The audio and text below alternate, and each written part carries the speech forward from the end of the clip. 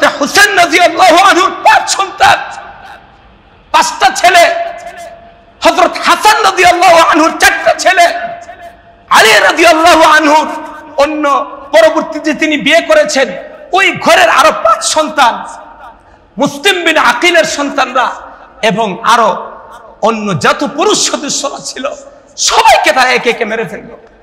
চিন্তা করতে পারে নবীজির যে বংশ, নবী সাল্লাল্লাহু আলাইহি ওয়াসাল্লাম যে মদিনা রাষ্ট্রের গোড়াপত্তন করলেন, রাতের অন্ধকারে মক্কা শরীফ ছেড়ে গিয়ে যে নবী খেলাফতের সূচনা ঘটালেন, নবীজি এই খেলাফত, নবীজি এই রাষ্ট্র প্রতিষ্ঠা না করলে তারা তো যাযাবর জাতি ছিল, তারা তো সেরকম গোত্র কেন্দ্রিক জাতি ছিল। নবীজি আজকে তাদের জন্য সেই 50-60 লক্ষ বর্গ কিলোমিটারের বিশাল সাম্রাজ্য গড়ে তুললেন। আর আজকে নবীজি দুনিয়া থেকে বিদায় হওয়ার পরে সেই নবীর দৌহিত্র সহ নবীর বংশকে শেষ করে দেওয়ার জন্য ষড়যন্ত্র করল। সম্মানিত হাজিরিন, একে একে তারা জীবন বিলিয়ে দিলেন। সেই যে খেলাফতের জন্য সাইয়্যিদুনা আবু বকর রাদিয়াল্লাহু আনহু সেখানে উনি মুরতাদদের বিরুদ্ধে যুদ্ধ করেছেন, সে যাকাত অস্বীকারীদের বিরুদ্ধে যুদ্ধ করেছেন, ভণ্ড নবীর অনুসারীদের বিরুদ্ধে যুদ্ধ করেছেন। যে খেলাফতের পবিত্রতা রক্ষার জন্য সাইয়্যিদুনা ওমর রাদিয়াল্লাহু আনহু সারা জীবন যুদ্ধ করে গেছেন। হযরত উসমান রাদিয়াল্লাহু আনহু শাহাদাত বরণ করলেন, ওনার রক্তে কোরআন শরীফ ভিজল। তিনি খেলাফতের পবিত্রতা নষ্ট হতে দেন নাই, আবু বকর নষ্ট হতে দেন নাই, সেই উমর নষ্ট হতে দেন নাই। সেখানে আজকে সেই খেলাফতকে তো অপবিত্র করছেই, আবার নবীর বংশের লোকদেরকে চিরতরে শেষ করে দেওয়ার ষড়যন্ত্র করছে। সম্মানিত হাজিরিন, শেষ পর্যন্ত সাইয়্যিদুনা হুসাইন রাদিয়াল্লাহু আনহু এই অন্যায়ের কাছে মাথা নত করেন নাই, বাতিলের কাছে ওনার মাথা ঝুঁকান নাই। তিনি ইবনে জিয়াদ বলতেছিল তাকে আমার কাছে নিয়ে আসো, অথবা ইয়াজিদের কাছে বায়াত তাকে দিতে বলো, তাহলে সে বাঁচতে পারবে না। আমি ইয়াজিদের মতো ব্যক্তির কাছে আমার মাথা নত করতে আমি রাজি না। এভাবে ওনার জীবনটাকেও অকাতরে বিলিয়ে দিলেন। ওনার মাথাটা কেটে ইবনে জিয়াদের কাছে নিয়ে গেছে। ইবনে জিয়াদ তখন তার হাতের একটা লাঠি অথবা ছুরি দিয়া দাঁতের মধ্যে খুঁচাইতেছিল। নাউজুবিল্লাহ বল। এক সাহাবী কাঁদতেছে, আরে ধম তুই কি করলি? আমি দেখেছি আমার নবী কত চুমুক খেয়েছেন এই ঠোঁটের মধ্যে, এই দাঁতের মধ্যে। আর সেই নরাধমে ঠোঁটের মধ্যে খুঁচাইতেছিল, তোমার খেলাফতে সাধু ছিল। নবী সাল্লাল্লাহু আলাইহি সাল্লামকে এক সাহাবী স্বপ্নে দেখলেন। আল্লাহ নবী চুলগুলো এলোমেলো, সেই কারবালার 10 তারিখের দিন নবীজির ইন্তেকালের 60 বছর পরের কথা। এক সাহাবী স্বপ্নে দেখছে আল্লাহ নবী দৌড়তেছে, আল্লাহ নবীর হাতে একটা শিশি, চুলগুলো এলোমেলো, বিবর্ণ চেহারা, পেরেশান, এরকম ভাবে দৌড়তেছে। সাহাবী জিজ্ঞাসা করতেছেন, ইয়া রাসূলুল্লাহ, আপনাকে এমন দেখা যাচ্ছে কেন? আপনার নুরানি চেহারাটা তো কখনো এমন দেখি নাই। স্বপ্নে দেখতেছে যে আপনাকে এমন দেখতেছে কেন? আল্লাহ নবী বলতেছেন, তোমরা জানো না আমার হুসাইন কারবালার প্রান্তরে আমার শরীয়তের পবিত্রতার জন্য, খেলাফতের পবিত্রতা রক্ষার জন্য সে জীবন দিচ্ছে, আর তোমরা এখানে বসে আছো। আমি এই শিশির মধ্যে আমি কিছু রক্ত জমা করে রাখবো, সেই রক্তটা আমি আল্লাহর কাছে পেশ করব, যে আমার রেখে যাওয়া দিন, আমার রেখে যাওয়া আদর্শকে অক্ষুণ্ণ রাখার জন্য আমার প্রিয় দৌহিত্র তার জীবনটা দিয়ে এসেছে। ইতিহাসের সবচেয়ে হৃদয় বিদারক ঘটনা এবং অত্যন্ত মর্মান্তিক ঘটনা হচ্ছে নবী দৌহিত্র, নবীজির প্রিয় নাতি, নবীজির কলিজার টুকরা সাইয়্যিদুনা হুসাইন রাদিয়াল্লাহু আনহু, ওনার জীবনকে তিনি 10 মুহররম বিলিয়ে দিয়ে গিয়েছিলেন। কেন ওনার এই আত্মদান, ওনার জীবনকে তিনি কেন বিলিয়ে গিয়ে দিয়েছিলেন, এই বিষয়টাই একটু আজকে বিশ্লেষণ করার চেষ্টা করব। আমা তৌফিক ইল্লা বিল্লাহ।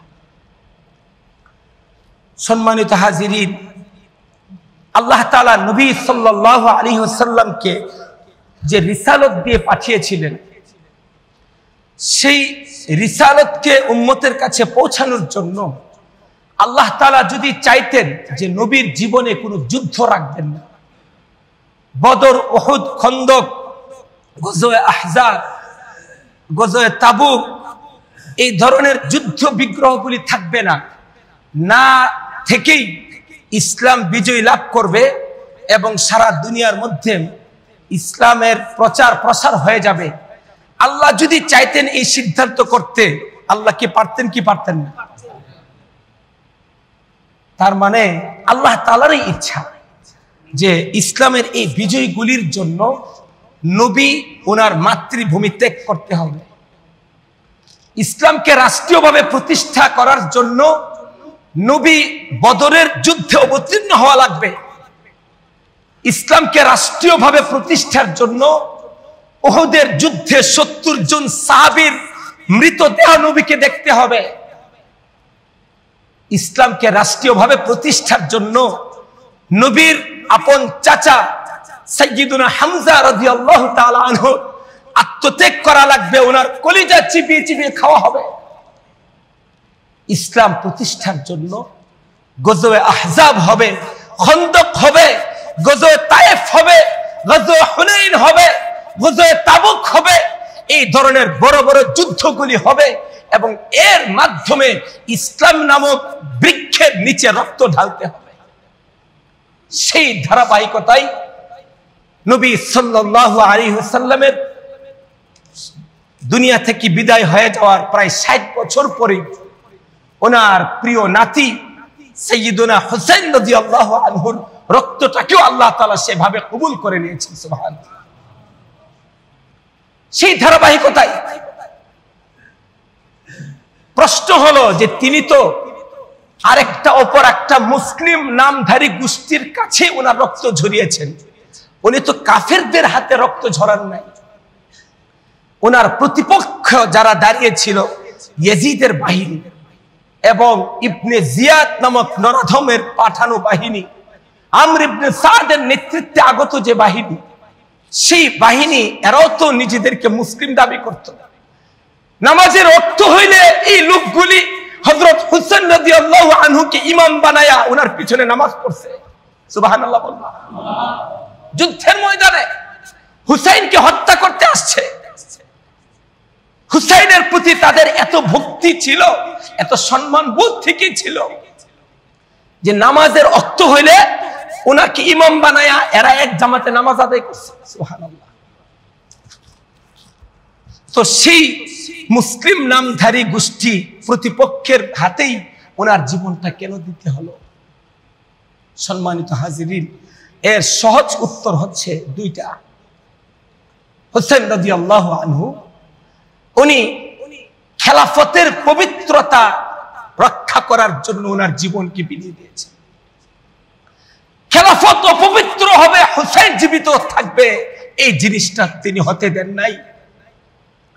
খেলাফতের মতো রাষ্ট্রের প্রধান মস্তদের মধ্যে ইয়াজিদের মতো অপবিত্র একজন ব্যক্তি সেখানে অধিষ্ঠিত হবে, সে খেলাফতের অপবিত্রতা করবে, এই জিনিসটা হুসাইন রাদিয়াল্লাহু আনহু মেনে নিতে পারেন নাই। আর দুই নাম্বার, সৎ কাজের আদেশ, অসৎ কাজের নিষেধ, এই জিনিসটা যদি চলমান না থাকে, এই জিনিসটার নজির যদি সাইয়্যিদুনা হুসাইনের মাধ্যমে যদি প্রতিষ্ঠিত না থাকে, তাহলে এই জিনিসটা অঙ্কুরেই বিনষ্ট হয়ে যাবে। মানুষ সৎ কাজের জন্য যে দাঁড়াবে, প্রতিবাদ করবে, এই প্রবণতাগুলি মানুষ থেকে হারিয়ে যাবে। এই জন্য উনি ওনার রক্ত ঝরিয়ে দেখিয়ে গেছেন যে খেলাফতের মস্তদে, রাষ্ট্রের সেই পবিত্র মস্তদের মধ্যে পবিত্র ব্যক্তিদের বসতে হবে এবং সৎ কাজের আদেশ, অসৎ কাজের নিষেধ, সেই জিনিসটার চলমান গতি রাখতে হবে। এই আদর্শটাকে প্রতিষ্ঠা করার জন্যই সাইয়্যিদুনা হুসাইন রাদিয়াল্লাহু আনহু ওনার জীবনের শেষ রক্তবিন্দুটুকু বিলিয়ে দিয়ে গেছেন। সম্মানিত হাজিরিন, অনেক সময় এই কারবালার বিষয়গুলি আলোচনা করতে গিয়ে কেউ কেউ এমন ভাবে আলোচনাগুলি পেশ করে যেটার মাধ্যমে হযরতে মুআবিয়া রাদিয়াল্লাহু আনহুর সমালোচনা, দোষারোপ, এইগুলি আলোচনায় চলে আসে। এটা হচ্ছে বাড়াবাড়িমূলক আলোচনা। হযরত মুআবিয়া রাদিয়াল্লাহু আনহু ছিলেন ইয়াজিদের পিতা।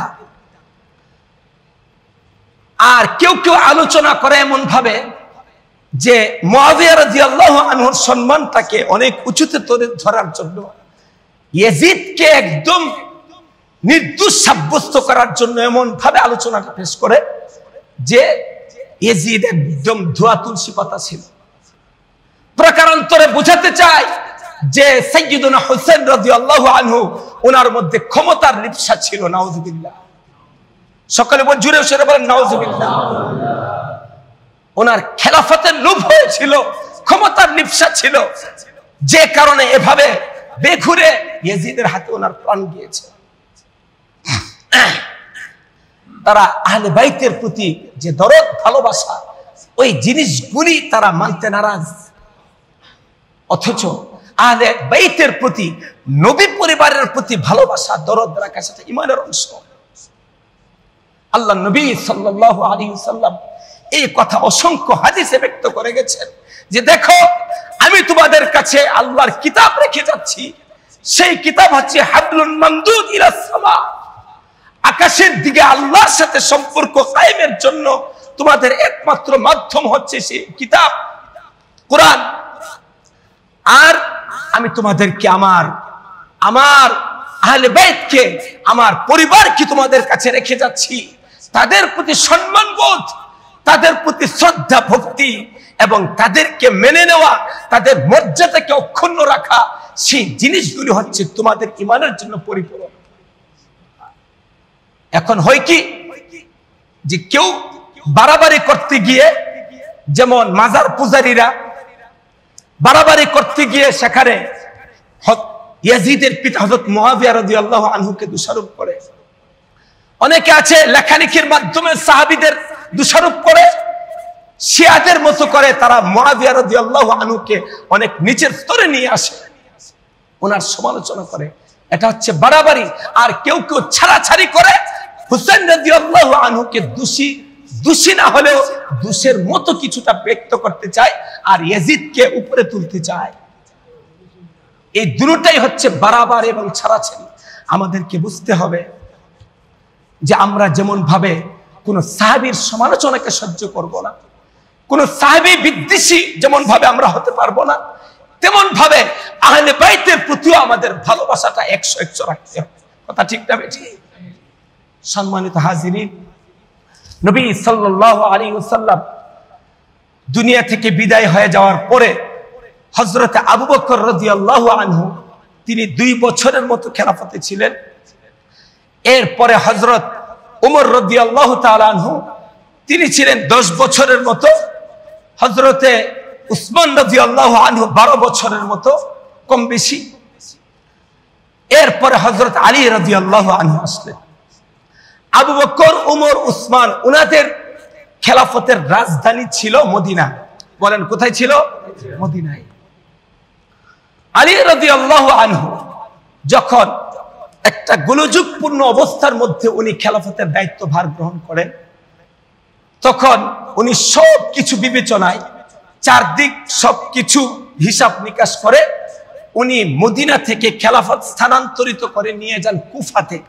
ইরাকের একটা প্রসিদ্ধ শহর কুফা, সেই কুফাতে উনি ওনার রাজধানী করেন। ওই দিক দিয়ে মুআবিয়া রাদিয়াল্লাহু আনহু হযরত আলী রাদিয়াল্লাহু আনহুর সাথে যখন ওনার বিরোধ তৈরি হয়, এটা ভিন্ন আলোচনা, দীর্ঘ আলোচনা, আমি ওইদিকে যাব না। মুআবিয়া রাদিয়াল্লাহু আনহু ওনার দাবি ছিল যে উসমান রাদিয়াল্লাহু আনহুর হত্যাকারীদের বিচার আগে করতে হবে। আলী রাদিয়াল্লাহু আনহুর বক্তব্য ছিল যে আগে আমি দেশের খেলাফতের পুরো সার্বিক পরিস্থিতিটা একটু শান্ত করি, আগে একটু শান্ত হয়ে যাক, পরে আমি তাদের বিচার নিকাশের জন্য যাব। মুআবিয়া রাদিয়াল্লাহু আনহু এই জিনিসটাতে একমত হতে পারেন নাই। তো ওনার অনেক কূটনৈতিক প্রজ্ঞাবান ব্যক্তিত্বের অধিকারী তিনি ছিলেন। তো তিনি সিরিয়া কেন্দ্রিক আরেকটা শাসন ব্যবস্থা তৈরি করলেন। তখন মুসলিম খেলাফতটা তখন বিভক্ত হয়ে যায়। ওই সময় সিফিনের যুদ্ধ সংগঠিত হয় হযরত আলী এবং মুআবিয়া রাদিয়াল্লাহু আনহুর মধ্যে। যাই হোক, সেটা হচ্ছে মুশাজারাতে সাহাবাদের মধ্যে সংগঠিত তাদের নিজেদের ইজতিহাদি বিষয় নিয়ে কথাবার্তা, ওটা ব্যাপক আলোচনার বিষয়, আমি ওইদিকে যাচ্ছি না। তো এক পর্যায়ে যখন দুইটা শাসন ব্যবস্থা যখন চালু হয়ে গেল, কুফা কেন্দ্রিক আর শাম কেন্দ্রিক, সিরিয়া কেন্দ্রিক, এদিক দিয়ে আলী রাদিয়াল্লাহু আনহু উনার পক্ষেরই একটা দল খারিজি যাদেরকে বলা হয়, ওই খারিজিরা তাদের দাবি ছিল যে একটা দল হক থাকবে এবং আলী হক। আলী যদি কোনো বিচার ফয়সালা মেনে নেয় তাহলে বুঝতে হবে যে আলীও পথভ্রষ্ট হয়ে গেছে। নাউযুবিল্লাহ। আলী কেন মুআবিয়া রাদিয়াল্লাহু আনহুর ব্যাপারে সন্ধি অথবা কোনো আলোচনার পথে যাবে, কাজে আলীও পথভ্রষ্ট। এই জন্য খারিজিরা সিদ্ধান্ত নিল যে এই পথভ্রষ্ট যারা আছে তাদের কাউকে রাখবে না। দেখা গেছে খারিজিরা সিদ্ধান্ত নিছে যে হযরত আলী, মুআবিয়া এবং এরা যে দুইজন সাহাবীকে, আমর ইবনুল আস এবং আবু মুসা আশআরী, এদেরকে দায়িত্ব দেওয়া হয়েছিল সমাধানের জন্য। এরা চারজনকে হত্যা করবে। একটা নির্দিষ্ট তারিখ মতে তারা এই জিনিসটার ব্যাপারে সিদ্ধান্তে অবতীর্ণ হয় যে আজকের মধ্যে ওই চারজনকে হত্যা করার জন্য তারা এমন একটা চক্র করে এমন একটা সিদ্ধান্তে উপনীত হয় যে একই দিনে অথবা একই রাত্রে চারজনকে চার জায়গার মধ্যে চারটা অঞ্চলে হত্যা করা হবে। দেখা গেছে ওই চারজনকে হত্যা করার ব্যাপারে হযরত আলী রাদিয়াল্লাহু আনহুকে হত্যা করতে তারা সক্ষম হয় এবং বাকিদেরকে হত্যা করতে তারা সক্ষম হয় না। হযরত আলী রাদিয়াল্লাহু আনহুর পরে হযরত হাসান রাদিয়াল্লাহু আনহুকে নির্বাচিত করা হলো সেই কুফা কেন্দ্রিক শাসন ব্যবস্থাকে টিকিয়ে রাখার জন্য, ধরে রাখার জন্য। সেটা কিন্তু জমহুরের ইত্তেফাকের ভিত্তিতে, সেটা এমন নয় যে হযরত আলী রাদিয়াল্লাহু আনহু তাকে খলি জোর করে ওখানে তাকে রাষ্ট্রপ্রধান বানিয়ে গিয়েছেন। সেখানকার জমহুরের মতামতের ভিত্তিতে হাসান রাদিয়াল্লাহু আনহু তখন হাসান রাদিয়াল্লাহু আনহু অনেক উন্নত চরিত্র মাধুর্যের অধিকারী ছিলেন। আল্লাহ নবী সাল্লাল্লাহু আলাইহি ওয়াসাল্লাম হযরত হাসান হুসাইন রাদিয়াল্লাহু আনহুর ব্যাপারে এই ভবিষ্যৎবাণী করে গেছেন যে এরা হচ্ছে আমার জন্য দুইটা সুগন্ধি ফুল, হুমা রাইহানাইয়া। এরা হচ্ছে দুইটা সুগন্ধি ফুল, যারা এই হাসান হুসাইনকে ভালোবাসবে তারা আমার বন্ধু, আমার পক্ষ অবলম্বনকারী ব্যক্তি বলে সাব্যস্ত হবে। আর যারা হাসান হুসাইনের বিরুদ্ধাচরণ করবে, তাদের সাথে শত্রুতা রাখবে, তারা আমার শত্রু বলে বিবেচিত হবে। এই কথাটা মনে রাখেন, সামনে কিন্তু কথা আসতেছে এর প্রেক্ষিতে। যারা তাদের শত্রু হবে, তাদের দুশমন হবে, তারা আমারও দুশমন হবে, তারা আমারও শত্রু বলে বিবেচিত হবে। হযরতে হাসান রাদিয়াল্লাহু আনহুর ব্যাপারে নবীজি কথা বলেছেন যে আমার এই দৌহিত্র, আমার এই সন্তান, তার মাধ্যমে মুসলিম উম্মার দুইটা বিবদমান বড় দুইটা গ্রুপের মধ্যে আল্লাহ তাআলা সন্ধি স্থাপন করে দিবেন। সুবহানাল্লাহ। উনি এত বড় ত্যাগ স্বীকার করবেন যেটার মাধ্যমে ডিভাইড হয়ে যাওয়া, বিভক্ত হয়ে যাওয়া মুসলিম দুইটা দলের মধ্যে আল্লাহ তাআলা আবার একীভূত করে দিবেন। সকলে বলি সুবহানাল্লাহ। তিনি কত বড় ত্যাগ স্বীকার করেছেন জানেন? তিনি তখন মুসলিম উম্মার যে দুইটা ভাগ ছিল, একটা ছিল কুফা কেন্দ্রিক রাজধানী, আরেকটা ছিল সিরিয়া কেন্দ্রিক রাজধানী। উনি তখন নিজের উদার চিত্তে খেলাফত ব্যবস্থাটাকে সম্পূর্ণরূপে মুআবিয়া রাদিয়াল্লাহু আনহুর হাতে সমর্পণ করে দিলেন। বলি সুবহানাল্লাহ। চিন্তা করছেন আজকের যুগের কোন রাষ্ট্রপ্রধান অথবা উনার পরবর্তী ইতিহাসে এমন কোন নজির পাওয়া যায় না যে এত বড় ত্যাগ স্বীকার করা, যে যেখানে উনি অন্তত 20-30 লক্ষ বর্গ কিলোমিটারের একটা সাম্রাজ্যের তিনি অধিপতি ছিলেন। তিনি নবীজির এই ভবিষ্যৎবাণীটা জানতেন। আল্লাহ নবী বলেছেন যে তার মাধ্যমে আল্লাহ তাআলা মুসলিমদের দুইটা বড় দলের মধ্যে আল্লাহ তাআলা একীভূত করে দিবেন, মিলন সংগঠিত করে দিবেন। আর সাইয়্যিদুনা হুসাইন রাদিয়াল্লাহু আনহু নবীজি কুলি নিয়া একদিন চোখের পানি ঝরাইতেছিল, নবীজির চোখ দিয়ে পানি ঝরতেছিল। সাহাবী জিজ্ঞাসা করতেছেন, ইয়া রাসূলুল্লাহ, আপনি আপনার এই কলিজার টুকরা হুসাইন রাদিয়াল্লাহু আনহুকে ওনাকে চুমু খাইলেন, হাসতেছিলেন, এত খুশি হলেন, আবার এর মধ্যেই আপনি আবার ওনার দিকে তাকায় আপনার চোখ থেকে পানি ঝরতেছে, ঘটনা কি? বলে যে জিব্রাইল আমাকে এই মুহূর্তে জানায় গেছে আমার উম্মতের কিছু পথভ্রষ্ট লোকেরা আমার এই কলিজার টুকরা নাতিকে হত্যা করবে। হাসান এবং হুসাইন রাদিয়াল্লাহু আনহুর ব্যাপারে এই দুইটা কথা মনে রাখবেন, সামনে কথা আসতেছে।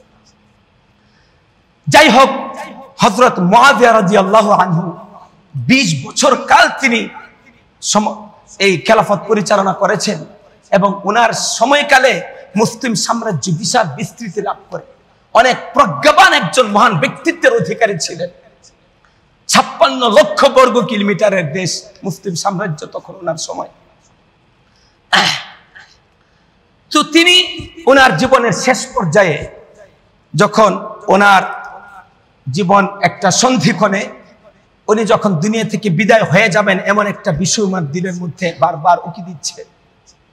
উনি বড় বড় পরামর্শকদের মাধ্যমে উনি একটা সিদ্ধান্ত দিয়ে গেলেন যে ওনার পরবর্তীতে রাষ্ট্রপ্রধান কে হবে, পরবর্তীতে খলিফাতুল মুসলিমিন কে হবে, আমিরুল মুমিনিন কে হবে। উনি চতুর্দিক বিবেচনা করে ওনার সন্তান ইয়াজিদকে পরবর্তী খলিফা হিসেবে মনোনয়ন দিয়ে গেলেন। প্রশ্ন হলো যে এই জিনিসটা তিনি কেন করলেন? সম্মানিত হাজিরিন, এই ক্ষেত্রে মুআবিয়া রাদিয়াল্লাহু আনহুকে অবশ্যই সমালোচনা করা যাবে না, কারণ ইয়াজিদের সমরনায়ক হিসেবে একজন যোদ্ধা কমান্ডার হিসেবে ইয়াজিদ যথেষ্ট যোগ্যতার অধিকারী ছিল, ইতিহাসের কিতাবে পাওয়া যায়। ইয়াজিদ কিন্তু সাহাবী না, ইয়াজিদের সমালোচনা করা যাবে না সেটা কিন্তু কেউ বলে না। ইয়াজিদ এমনি সমরনায়ক হিসেবে কমান্ডার হিসেবে তার যথেষ্ট যোগ্যতা ছিল এবং মুআবিয়া রাদিয়াল্লাহু আনহু যখন তাকে মনোনয়ন দেন তখন সে সামে ছিল না, সে একটা অন্যদিকে যুদ্ধক্ষেত্রের মধ্যেই ছিল। অনেক বড় বড় যুদ্ধের মধ্যে সে কমান্ডার হিসেবে নেতৃত্ব দিয়েছে। তো সেখানে যদিও তার চাইতে অনেক যোগ্য ব্যক্তিরা ছিল, কিন্তু সন্তান হিসেবে মানুষের তো একটা দুর্বলতা থাকে, কি বলেন? কথা ঠিক না বেঠিক? কথা হচ্ছে যে মুআবিয়া রাদিয়াল্লাহু আনহু কি একদম অযোগ্য সন্তানকে কি দায়িত্বটা দিয়েছেন? না। মনে করেন হুসাইন রাদিয়াল্লাহু আনহু জীবিত ছিলেন, আব্দুল্লাহ ইবনে ওমর জীবিত ছিলেন, ওমরের সন্তান আব্দুল্লাহ জীবিত ছিলেন, আব্দুল্লাহ ইবনে আব্বাস জীবিত ছিলেন, আব্দুল্লাহ ইবনে জুবাইর জীবিত ছিলেন, এরকম বড় বড় সাহাবায়ে কেরামরা জীবিত ছিলেন। উনারা হয়তো যোগ্যতার দিক থেকে হয়তো 70 নাম্বার পাওয়ার কথা, 80 নাম্বার পাওয়ার কথা, 90 নাম্বার পাওয়ার কথা, কিন্তু ইয়াজিদ 50-60 কম নাম্বার পাওয়ার কথা না। ইয়াজিদও তার যোগ্যতা বলে সে 50-60 নাম্বার হইলেও পাওয়ার কথা। এখন যদি ইয়াজিদ 30-40 নাম্বারও না পাইতো, পাস করার মতো যদি নাম্বার না পাইতো, তাহলে মুআবিয়া রাদিয়াল্লাহু আনহুর সমালোচনা করাটা ঠিক হইতো। যাই হোক, আর উনি এখানে একটা দৃষ্টান্ত, তাহলে রাজতন্ত্র কায়েম করলেন না। পূর্ববর্তী শাসক পরবর্তী শাসক নির্বাচনের ক্ষেত্রে এর আগে একটা নজির আছে, হযরত আবু বকর রাদিয়াল্লাহু আনহু উমর রাদিয়াল্লাহু আনহুকে তিনি নির্বাচিত করে গেছেন। এই হিসাবে মুআবিয়া রাদিয়াল্লাহু আনহুর কাছে এখানে একটা দলিল ছিল, একটা দৃষ্টান্ত ছিল। যাই হোক, এখানে যে কথা প্রথমে বললাম যে না সেখানে মুআবিয়া রাদিয়াল্লাহু আনহুর কোনো সমালোচনা করা যাবে, আর না সেখানে আহলে বাইতের প্রতি কোনো অবিচারমূলক কথা বলা যাবে। সম্মানিত হাজিরিন, পরে যখন ইয়াজিদ ক্ষমতায় আসলো তার চেহারা রাতারাতি পাল্টে গেল। ক্ষমতার মধ্যে যখন বসে তখন মানুষ লাল নীল বাতি দেখতে থাকে। মানুষ অর্থ এবং ক্ষমতা ওই দুইটা জিনিস মানুষকে অনেক সময় অনেক বড় জালেমের পর্যায়ে নিয়ে যায়। তার এখন প্রধান নেশা যে আমার যারা বিরোধী আছে তাদেরকে আমি শেষ করে দিব, তাদের কোমর ভেঙে দিব, তাদেরকে শক্তিহীন করে দিব, এরা যাতে পরবর্তী কয়েকশো বছর পর্যন্ত আর উঠে না দাঁড়াইতে পারে। আর সে টার্গেট করলো যে তার প্রধান বিরোধী হচ্ছে নবী পরিবার, তার প্রধান বিরোধী হচ্ছে হাশিমি বংশের লোকেরা। সে তখন কুফার দিকে নজর দিল, সে তখন মদিনার দিকে নজর দিল। মদিনার মধ্যে গভর্নর ছিল ওয়ালিদ ইবনে উতবা, একজন আল্লাহ ভীরু খোদা ভীরু মানুষ। তাকে ফরমান জারি করলো, যে কোনো প্রকারে হোক তুমি তাদের থেকে বায়াত গ্রহণ করো। মদিনার মধ্যে ছিল বড় বড় সাহাবায়ে কেরাম, কুফার মধ্যেও ছিল বড় বড় সাহাবায়ে কেরাম। কারণ কুফাতে হযরত আলী চলে যাওয়ার পরে অনেক সাহাবী ওরা ওখানে চলে গেছিলেন।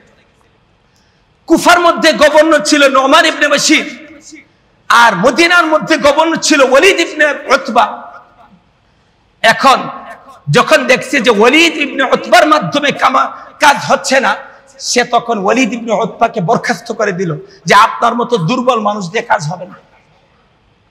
সেখানে তখন একজন কঠিন হৃদয়ের মানুষকে সেখানে দায়িত্ব দিয়ে পাঠালো। মারওয়ান এক পর্যায়ে আসলো এবং পরিস্থিতি এরকম দেখেন হযরত হুসাইন রাদিয়াল্লাহু আনহু তখন বায়াত দেন নাই যে না, ইয়াজিদের ব্যাপারে যতটুকু আমরা বর্তমানে জানি শুনি, ইয়াজিদ মোটেই এই খেলাফতের মতো পবিত্র বস্ত্রে বসার মতো উপযুক্ত না, কাজে তার হাতে আমরা বায়াত দিতে রাজি না। শুধু তিনি নন, এছাড়া বড় বড় আরো যত সাহাবী ছিলেন, আব্দুল্লাহ ইবনে আব্বাস, আব্দুল্লাহ ইবনে ওমর, আব্দুল্লাহ ইবনে জুবায়ের, ওনারা কেউ তখন ইয়াজিদের হাতে বায়াত দিতে রাজি না। যদি এখানে শুধু হযরত হুসাইন একা না দিতেন, অন্যরা বায়াত দিয়ে দিতেন, তাহলে একটা কথা ছিল যে হুসাইন বুঝি খেলাফতের জন্য লোভী হয়ে দিতেছে। সম্মানিত হাজিরিন, পরিস্থিতি তারা খারাপ দেখে ওনারা মনে করলেন যে মদিনার মধ্যে আমাদের রক্ত ঝরানো হইতে পারে, আমাদের মাথা কেটে দেওয়া হতে পারে। এই জন্য ওনারা মদিনা ছেড়ে ওনারা মক্কার দিকে চলে গেলেন। মনে করলেন যে মক্কা তো হারাম এলাকা, মক্কা বাইতুল্লাহ শরীফের মধ্যে অন্তত তারা আমাদের রক্ত ঝরাবে না।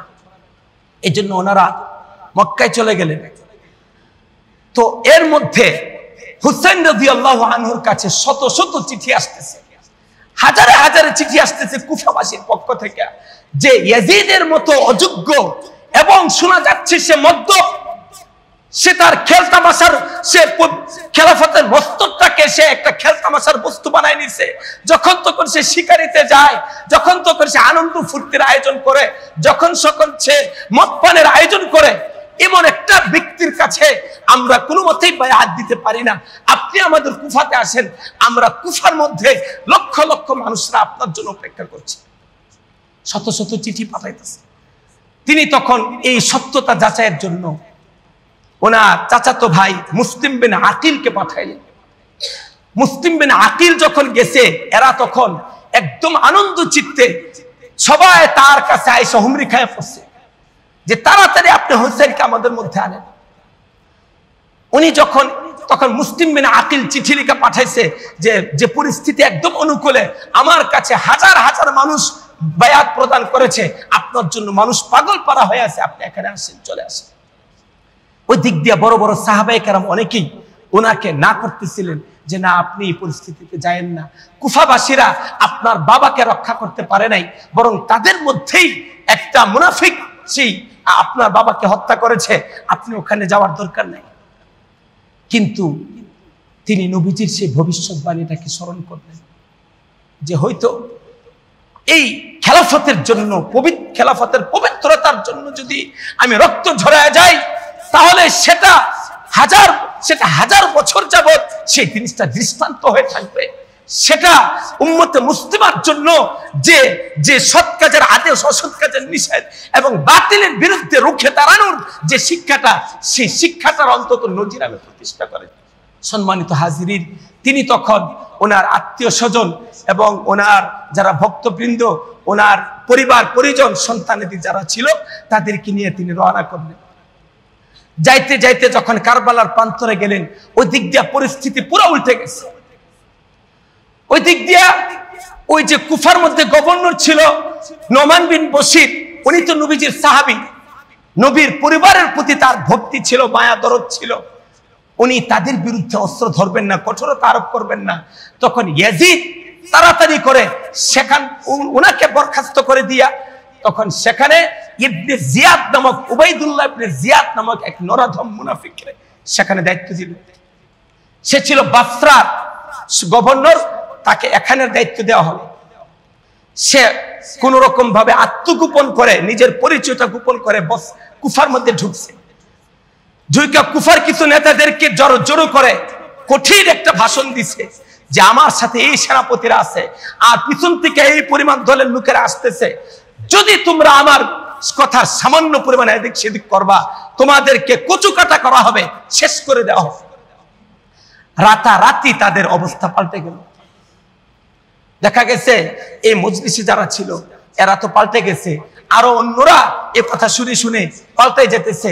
ওই দিক দিয়া মুসলিম বিন আকিল এই পরিস্থিতির কথা শুনে তিনি তখন আত্মগোপন করলেন হানি ইবনে উরওয়া নামক একজনের ঘরে। সে তখন মুসলিম বিন আকিলকে ধরে এনে এবং যে তার মানে ওনাকে আশ্রয় দিয়েছিল তাকে ধরে এনে জনসমক্ষে জবাই করে দিল। মানুষের ভিতর তখন আরো ভয়ে আতঙ্কিত অবস্থা। দেখা গেছে দিন গড়াইতে গড়াইতে সবাই মুসলিম বিন আকিলের পক্ষ ত্যাগ করে এখন ইবনে জিয়াদের পক্ষে চলে গেছে। এই খবর আর হুসাইন রাদিয়াল্লাহু আনহুর কাছে আর জানাইতে পারলো না। হুসাইন রাদিয়াল্লাহু আনহু এর মধ্যে কারবালার মধ্যে চলে আসছে। এর মধ্যে সে 4000-এর বাহিনী পাঠাই দিল। আমর ইবনে সাদের নেতৃত্বে আরো শিমর ইবনে জাওশান আরো অনেকেই ছিল বাহিনীর মধ্যে। উনি ওনার স্পষ্ট বক্তব্য পেশ করলেন যে দেখো, তোমরা কুফাবাসীরা আমাকে শত শত চিঠি দিয়েছ, আমাকে দাওয়াত করেছ, আমাকে তোমরা এমন ভাবে ওফাদারির ভিত্তিতে বিশ্বস্ততার ভিত্তিতে তোমরা আমাকে এখানে দাওয়াত করেছ, কিন্তু এখন তোমরা বিশ্বাসঘাতকতা করবে। মুঝু কুফাওয়ালু মুসাফির না সমঝু মাই আয়া নিহি হো বুলায়া গয়া। আল্লামা ইকবাল অনেক হৃদয় বিদারক সেই তারানা নাশিদ লিখে গেছেন, হে কুফাবাসীরা তোমরা তো আমাকে দাওয়াত করেছো।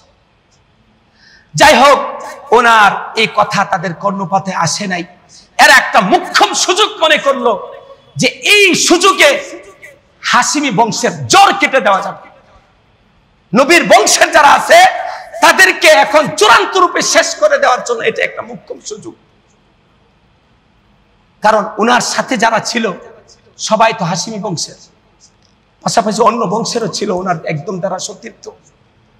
ইয়াজিদ মনে করলো যে এখানে যারা আসছে তাদেরকে যদি এই সুযোগে শেষ করে দেওয়া যায় তাহলে আগামী কয়েকশো বছর আর আমার বিরোধী পক্ষ আর কেউ থাকবে না।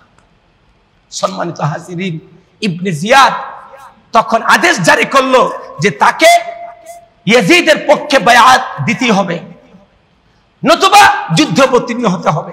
4000, কেউ কেউ বলেন 6000, এই 4000-6000-এর বিরুদ্ধে এই 70-80 জন মানুষ কোনো দাঁড়াবার বিষয়। একে একে তখন তিনি তাদের কাছে প্রস্তাব পেশ করলেন যে দেখো, আমি যেখান থেকে আসছিলাম আমার ওখানে চলে যাওয়ার সুযোগ দাও, অথবা আমি ইয়াজিদের কাছে যেতে চাই, সরাসরি তার সাথে আমার কিছু পরামর্শ রয়েছে, কথাবার্তা রয়েছে, হয়তোবা তার সাথে আমার একটা সন্ধি হয়ে যেতে পারে। উনি ইয়াজিদের বক্তব্য শুনে হয়তো তিনি সন্তুষ্ট হয়ে যাবেন, এমনটাও হতে পারতো। অথবা সেটাও যদি না দাও তাহলে আমি কোন মুসলিম ভূখণ্ডের মধ্যে আমি কোন কাফেরদের বিরুদ্ধে যুদ্ধ করে করে আমার জীবনটা কাটাই দিব। কি বলেন, এই তিনটা প্রস্তাবের মধ্যে কোনো অন্যায় ছিল, কোন অযৌক্তিক বিষয় ছিল? নবীর দৌহিত্রকে সেই সুযোগটা দেয় না। তারা এইটাকে সুযোগ মনে করলো যে এই মুহূর্তেই নবীর বংশের লোকদেরকে শেষ করে দেওয়ার সুযোগ। যুদ্ধে অবতীর্ণ হলো। যুদ্ধের অনেক কাহিনী ঘটনা বিভিন্ন বইয়ের মধ্যে লেখা থাকে, আমি ওইগুলির দিকে যাচ্ছি না। এক পর্যায়ে একে একে সকলেই শাহাদাত বরণ করলেন।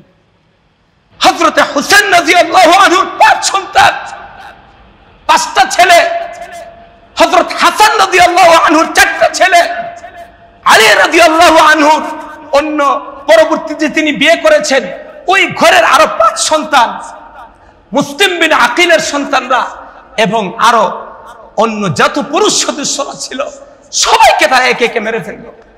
চিন্তা করতে পারে নবীজি যে বংশ, নবী সাল্লাল্লাহু আলাইহি ওয়াসাল্লাম যে মদিনা রাষ্ট্রের গোড়াপত্তন করলেন, রাতের অন্ধকারে মক্কা শরীফ ছেড়ে গিয়ে যে নবী খেলাফতের সূচনা ঘটালেন, নবীজি এই খেলাফত, নবীজি এই রাষ্ট্র প্রতিষ্ঠা না করলে তারা তো যাযাবর জাতি ছিল, তারা তো সেরকম গোত্র কেন্দ্রিক জাতি ছিল, নবীজি আজকে তাদের জন্য সেই 50-60 লক্ষ বর্গ কিলোমিটারের বিশাল সাম্রাজ্য গড়ে তুললেন।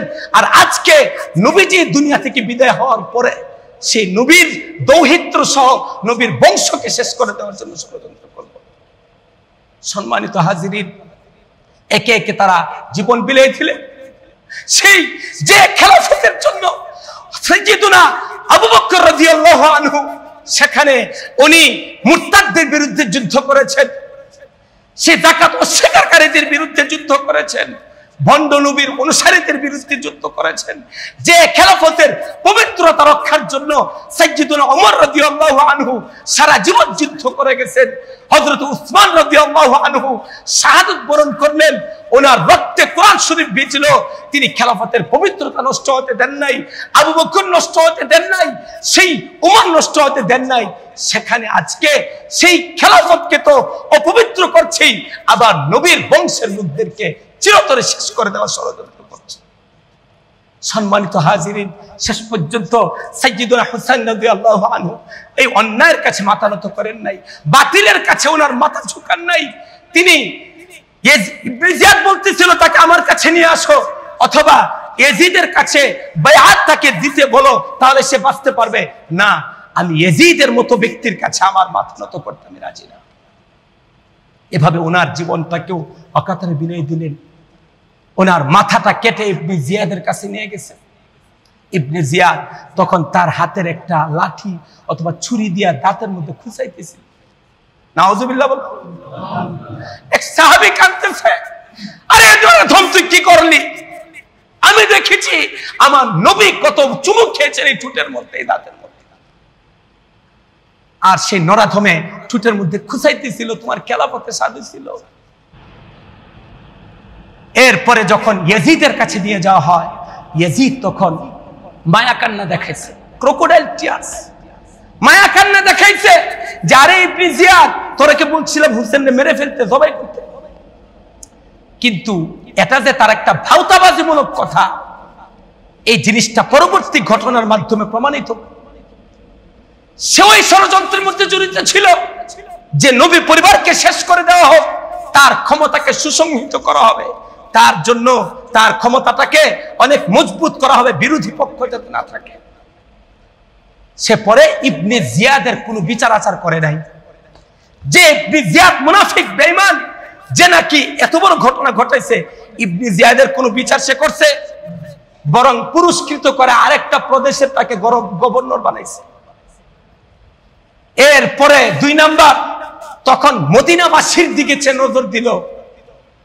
মদিনাবাসীর উপর সে এমন কঠোর হামলা চালাইছে, এই কঠোর হামলায় মদিনা মসজিদে নববীর মধ্যে 3 দিন পর্যন্ত আযান ইকামত হয় না। নাউজুবিল্লাহ।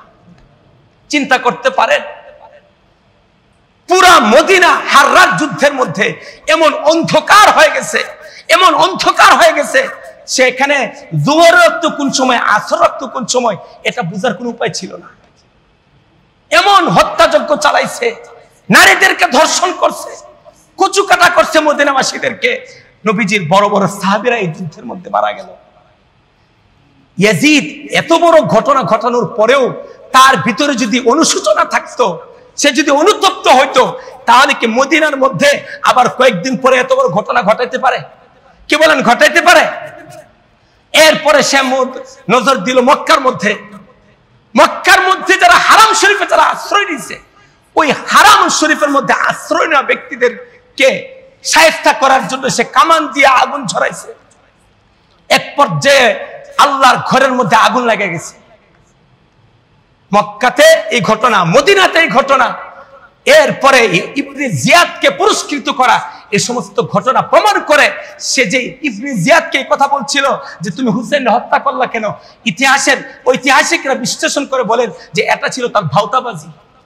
সে আসলে চাইছে নবীর পরিবারকে শেষ করে দেওয়ার, নবীর বংশকে শেষ করে দেওয়ার। আল্লাহর বিশেষ কুদরতে শুধু জাইনুল আবিদিন হুসাইন রাদিয়াল্লাহু আনহুর ছোট সন্তান জাইনুল আবিদিন কোন রকম ভাবে বেঁচে গেছেন। আল্লাহ তাআলা উনার মাধ্যমে নবীর বংশটাকে চালু রাখছেন। সুবহানাল্লাহ। সম্মানিত হাজিরিন, এত বড় হৃদয় বিদারক ঘটনা যেখানে সাইয়্যিদুনা হুসাইন রাদিয়াল্লাহু আনহু উনি কেন এই জিনিসটা করলেন? খেলাফতের পবিত্রতা রক্ষার জন্য এবং প্রতিবাদী হওয়ার জন্য, সৎ কাজের আদেশ অসৎ কাজের নিষেধ এই জিনিসটাকে চালু রাখার জন্য উনি এই কথা বলতেন, মান রাআ সুলতানান জাইরান মুস্তাহিল্লান লিহারামিল্লাহ নাকিসান লিআহদিল্লাহ মুখালিফান লিসুন্নতি রাসূলিল্লাহ ফালাম ইয়ামাল বিমা আলাইহি ফাআলাল্লাহি আন ইউদখিলাহু মাদখালাহু। উনি বলতেন, যে ব্যক্তি কোন জালেম শাসককে দেখবে যে সে আল্লাহর আইনের বিরুদ্ধে সে ভিন্নভাবে সে আইন তৈরি করে, যে আল্লাহর শরীয়তের বিরোধিতা করে, যে মানুষের উপর তার নিজের মতো করে সারা শাসন কার্য পরিচালনা করে, তার তখন আপামার জন্য তার জন্য কর্তব্য হয়ে যায় যে তাকে বাধা দেওয়া, তার বিরুদ্ধে রুখে দাঁড়ানো। আমি হুসাইন সেই আদর্শটা রেখে যেতে চাই যে সেই জালেমের বিরুদ্ধে আমাদেরকে রুখে দাঁড়াতে হবে। এই আদর্শটা বাস্তবায়নের জন্য হুসাইন রাদিয়াল্লাহু আনহু সেই উম্মতে মুসলিমাকে সেই শিক্ষা দিয়ে গেলেন, সেই লেসন দিয়ে গেলেন, সেই সবক দিয়ে গেলেন যে জালেমের বিরুদ্ধে দাঁড়াতে হবে। সেই হুসাইন রাদিয়াল্লাহু আনহু সেই হাদিসটাকে স্মরণ করতেন, ফামান জাহাদা বিয়াদিহি ফাহুয়া মুমিন ওয়া মান জাহাদা বিলিসানিহি ফাহুয়া মুমিন ওয়া মান জাহাদা বিকলবিহি ফাহুয়া মুমিন ওয়া লাইসা ওয়ারা যালিকা হাববাতু খারদালিন মিন ঈমান। যে ব্যক্তি নিজের শক্তির মাধ্যমে রুখে দাঁড়ায় সেই ইমানদার, আর যে তার ভাষার মাধ্যমে প্রতিবাদ করে সেই ইমানদার, আর যে নাকি তার দিলের মাধ্যমে পরিকল্পনা গ্রহণ করে সেই ইমানদার। এর বাইরে ইমানের ছিটে ফোঁটা থাকতে পারে না। সম্মানিত হাজিরিন, আমার কথা শেষ। নবী সাল্লাল্লাহু আলাইহি সাল্লামকে এক সাহাবী স্বপ্নে দেখলেন। আল্লাহ নবী চুলগুলো এলোমেলো, সেই কারবালার 10 তারিখের দিন নবীজির ইন্তেকালের 60 বছর পরের কথা। এক সাহাবী স্বপ্নে দেখছে আল্লাহ নবী ধরতেছে, আল্লাহ নবীর হাতে একটা শিশি, চুলগুলো এলোমেলো, বিবর্ণ চেহারা, পেরেশান, এরকম ভাবে ধরতেছে। সাহাবী জিজ্ঞাসা করতেছেন, ইয়া রাসূলুল্লাহ, আপনাকে এমন দেখা যাচ্ছে কেন? আপনার নুরানি চেহারাটা তো কখনো এমন দেখি নাই। স্বপ্নে দেখতেছে যে আপনাকে এমন দেখতেছে কেন? আল্লাহ নবী বলতেছেন, তোমরা জানো না আমার হুসাইন কারবালার প্রান্তরে আমার শরীয়তের পবিত্রতার জন্য, খেলাফতের পবিত্রতা রক্ষার জন্য সে জীবন দিচ্ছে, আর তোমরা এখানে বসে আছো। আমি এই শিশির মধ্যে আমি কিছু রক্ত জমা করে রাখবো, সেই রক্তটা আমি আল্লাহর কাছে পেশ করব যে আমার রেখে যাওয়া দিন, আমার রেখে যাওয়া আদর্শকে অক্ষুণ্ণ রাখার জন্য আমার প্রিয় দৌহিত্র তার জীবনটা দিয়ে এসেছে। আমির সাহেব রহমতুল্লাহ আলাইহি এই ঘটনার কথা বারবার বলতেন বিভিন্ন আলোচনার মধ্যে। সম্মানিত হাজিরিন, এজন্য ঈমান শুধুমাত্র 5 ওয়াক্ত নামাজ, রোজা, হজ, যাকাতের নাম না। ঈমান হচ্ছে নিজের মধ্যে ঈমানে একটা চেতনা ধারণ করা, লালন করা, আদর্শের জন্য রক্ত ঝরানো, আদর্শের জন্য নিজের জীবনকে বিলিয়ে দেওয়া। এই সেই শিক্ষাটাই হুসাইন রাদিয়াল্লাহু আনহু আমাদের জন্য দিয়ে গেছেন। সেটা হচ্ছে খেলাফতের পবিত্রতা রক্ষা করা এবং সৎ কাজের আদেশ অসৎ কাজের নিষেধ, এই আমলকে বজায় রেখে প্রতিবাদী চেতনা লালন করা। আল্লাহ তাআলা আমাদেরকে ঈমানের এই আদর্শগুলি লালন করার তৌফিক দান করেন। সকলে বলে আমিন।